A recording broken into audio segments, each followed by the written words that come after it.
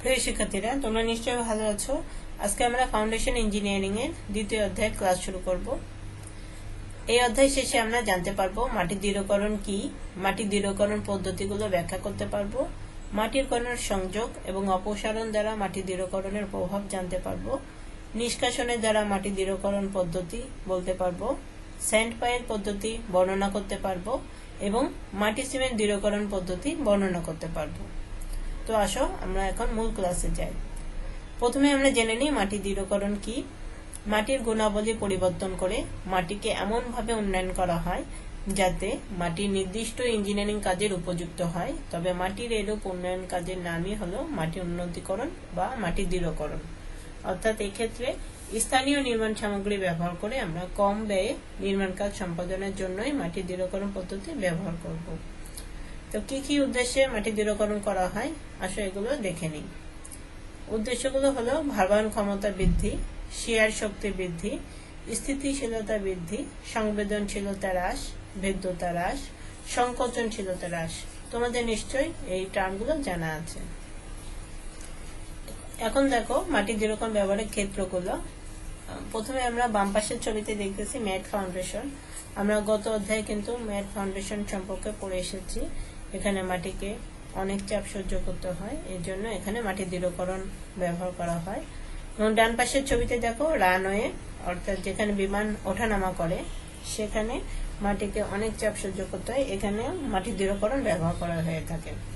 এছাড়া বাঁধ নির্মাণে, রাস্তার পেভমেন্ট নির্মাণে আমরা মাটি দৃঢ়করণ ব্যবহার করে থাকি। মাটি দৃঢ়করণ পদ্ধতি সাধারণত দুই প্রকার: অ্যাডমিক্সচার ছাড়া মাটি দৃঢ়করণ এবং অ্যাডমিক্সচার সহ মাটি দৃঢ়করণ। অ্যাডমিক্সচার কি তোমাদের নিশ্চয়ই জানা আছে। অ্যাডমিক্সচার হচ্ছে যে কেমিক্যালগুলো ব্যবহার করে আমরা নির্দিষ্ট ইঞ্জিনিয়ারিং কাজ সম্পাদন করে থাকি, সেটাই হচ্ছে অ্যাডমিক্সচার। তো অ্যাডমিক্সচার ছাড়া যখন আমরা মাটি দৃঢ়করণ করব তখন কম্প্যাকশনের মাধ্যমে আমরা দৃঢ়করণ করতে পারি এবং নিষ্কাশনের মাধ্যমে মাটি দৃঢ়করণ করতে পারি। আর যদি আমরা অ্যাডমিক্সচার সহ মাটি দৃঢ়করণ করি তাহলে আমরা প্রথমে যান্ত্রিক দৃঢ়করণ ভাবে করতে পারি, সিমেন্ট প্রয়োগে মাটি দৃঢ়করণ করতে পারি, চুন প্রয়োগে মাটি দৃঢ়করণ করতে পারি, বিটুমিন প্রয়োগে মাটি দৃঢ়করণ করতে পারি এবং রাসায়নিক পদার্থ প্রয়োগে আমরা মাটি দৃঢ়করণ করতে পারি।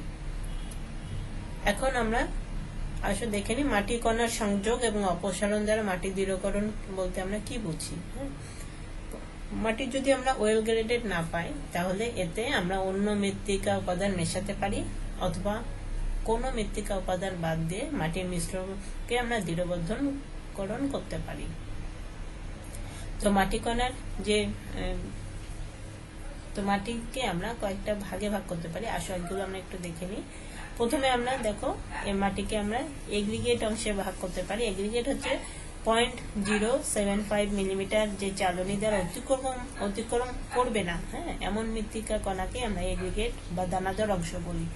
এই দানাদার অংশকে আবার দুইটা ভাগে ভাগ করা যায়। একটা হচ্ছে 2 মিলিমিটারের চেয়ে বড় কণাযুক্ত অংশকে বলে মোটা এগ্রিগেট, আর 2 মিলিমিটারের চেয়ে ছোট কণাযুক্ত অংশকে বলে মিহি এগ্রিগেট। আরেকটা অংশ আছে, আসো এবার পরের স্লাইডে সেটা দেখে নিই। সেটা হচ্ছে মৃত্তিকা মর্টার। যে মাটিগুলো 0.075 মিলিমিটার চালনী দিয়ে অতিক্রম করে যায় এমন মৃত্তিকা কণাকে মৃত্তিকা মর্টার বা বন্ধনী মৃত্তিকা বলে। এখন মাটির দানাদার অংশ শক্তি এবং কাঠিন্য দান করে, আর মৃত্তিকা মর্টার দানাদার কণার ফাঁকা অংশ পূর্ণ করে এবং পানি ধারণ ক্ষমতার মাধ্যমে মৃত্তিকার আর্দ্রতা বজায় রেখে সিমেন্টের কাজ করে।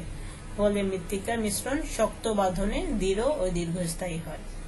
এখন এই মৃত্তিকার আর্দ্রতার যে বিষয়টা বললাম, অর্থাৎ মৃত্তিকাতে কত পরিমাণে পানি থাকবে সেটা আসো আমরা একটু দেখে নিই।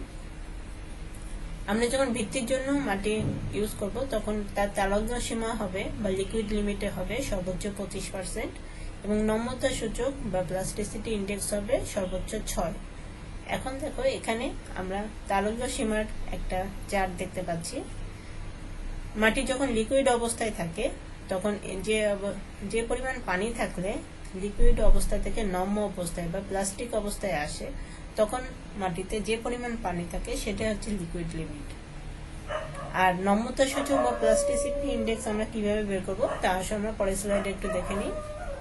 এটা বের করবো আমরা লিকুইড লিমিট থেকে প্লাস্টিক লিমিট বাদ দিব, তাহলে আমরা প্লাস্টিসিটি ইন্ডেক্স বা নম্যতা সূচক পেয়ে যাব।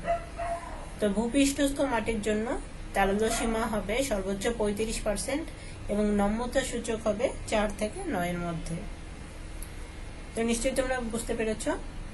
আপাতত এই ক্লাস এই পর্যন্তই। ধন্যবাদ।